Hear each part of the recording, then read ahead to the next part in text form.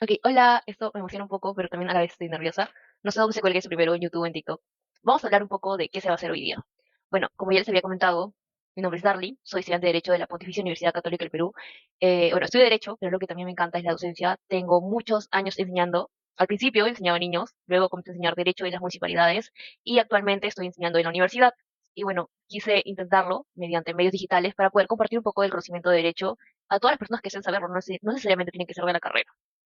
He preparado un Kahoot que lo quiero dejar en mis comentarios o ya sea por YouTube en el enlace para que ustedes puedan practicar o jugar a ver si han aprendido o no lo que se dirá en este video. Van a ser preguntas intermedias, fáciles, difíciles, pero yo creo que sí van a poder contestarlas. Para ese tema me he guiado de este libro que está escrito por Marcial Rubio, se llama Sistema Jurídico, Introducción al Derecho. Este fue uno de mis primeros libros de Derecho. Es un libro bastante ameno y didáctico y me guié del capítulo 10, que es Interpretación de Normas.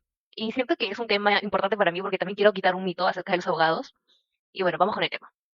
Creo que es muy común escuchar o pensar que los abogados se memorizan las normas, pero ¿qué tan cierto es eso? No es verdad, es un mito.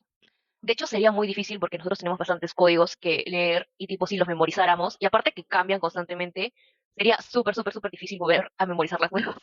Lo que usamos es criterios de interpretación básicos que todo abogado tiene que saber y ahora lo van a saber ustedes también. Bueno, les voy a explicar los cuatro criterios más importantes para la interpretación de normas, que son cuatro. Son el método, son métodos. Método literal, método sistemático, método histórico y método teológico. Creo que sistemático lo voy a explicar al final. Entonces sería literal, histórico, teleológico y sistemático. Cada uno de ellos es una forma de interpretar las normas y vamos a explicarlos uno por uno. Y al final, como les digo, va a haber un link con preguntas de Kahoot para que ustedes puedan ver si efectivamente han captado o no el tema de hoy. Entonces vamos a empezar con el uno, que es método literal. ¿En qué consiste? Básicamente es que tú tienes tu código, bueno, es mi código, pero bueno, imagínate que es un código con estas normas y tipo, las lees y para interpretarlas utilizas el significado literal del cuerpo normativo. O sea, lo buscas en la RAE, es el significado del diccionario. Hay una enorme confusión porque la mayoría piensa que es necesariamente todas las normas según lo que textualmente dice, pero no siempre es así. De hecho, es una de las interpretaciones más básicas. No necesariamente de esa manera. Por lo general, un abogado lee jurisprudencia, lee más para saber cuál es la interpretación correcta que tiene esa norma. No se queda solamente con lo que lee, que puede ser en algunos casos, pero en otros casos tienes que profundizar más para entender cuál es el significado que se le ha venido dando, quizás. Entonces, interpretación literal sí es que tú lees y lo interpretas tal cual lo que dice, y si no tienes alguna palabra que es medio compleja, la buscas en el diccionario. Esa es interpretación literalista, según lo que dice la RAE, según lo que dice el diccionario. Otro método es el método histórico, es el método 2 ya. Método histórico. Lo que trata de ver es cuál es el fin del legislador al crear esa norma. Voy a poner un ejemplo. La incapacidad moral.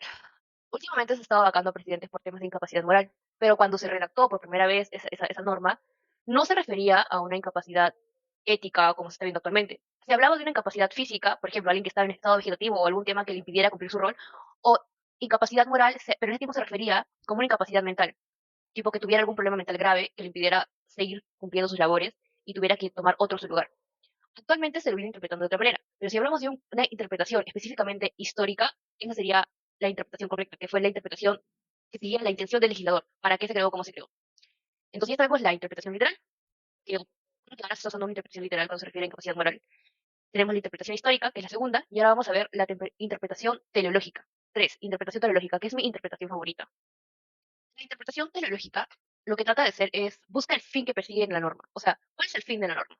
Más allá de lo que dice, más allá de cómo se interpretó en el pasado, ¿cuál es el fin? ¿Cuál es la finalidad última de esta norma? Por ejemplo, si hablamos del matrimonio, el matrimonio sirve para unir a dos personas que se aman.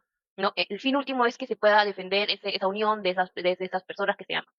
Entonces, puedes utilizar una interpretación teleológica para poder avalar el matrimonio entre personas del mismo sexo.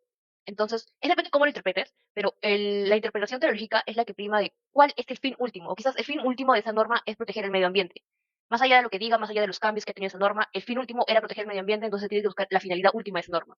Pueden cambiar algunas normas, pueden adaptarse, pueden mejorarse, pero siempre es buscar, ya, pero ¿cuál es el fin? El último.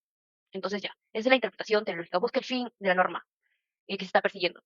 Más allá de lo que dice el diccionario, más allá de cómo se lo utilizó, qué es lo que pensó el legislador cuando lo escribió, cuando lo redactó primera vez, por costumbre también se puede hablar del respeto histórico. El teológico busca el fin específico, la finalidad de la norma. Vamos con el último método, que es uno de los más complejos, pero ya es el último y vamos a ver si lo entendemos o no. Ok, el último método es el método sistemático. Tiene cuatro, ¿no? Método sistemático. Hay dos tipos de método sistemático, el de ubicación y el por comparación. El de ubicación. Hay palabras, espérense, esto es un poco complicado, necesito que me pongan muchísima atención porque es complicado de entender. A veces, mismas palabras son distintas para el derecho, según la rama del derecho en la que estés. Por ejemplo, cuando hablamos de sanciones, es muy distinto de hablar de un tipo de sanciones con las mismas palabras en derecho civil, en administrativo y en penal.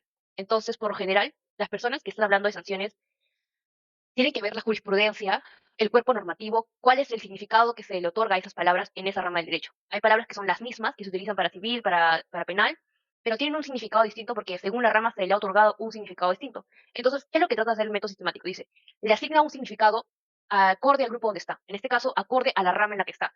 O sea, obviamente investigas doctrina de cómo se viene interpretando esas palabras, por ejemplo, mala fe, buena fe, pongamos, lees jurisprudencia de qué es lo que han dicho los jueces, ¿no? Acerca de esa palabra, de interpretación, o cuál es la interpretación que quieren dar. Pero más que todo lo que se quiere acotar es, según la rama, qué significa esta palabra o este término dentro de esta norma, pero a qué rama pertenece, cómo la debo interpretar. Entonces se separa según la rama, es una interpretación más específica.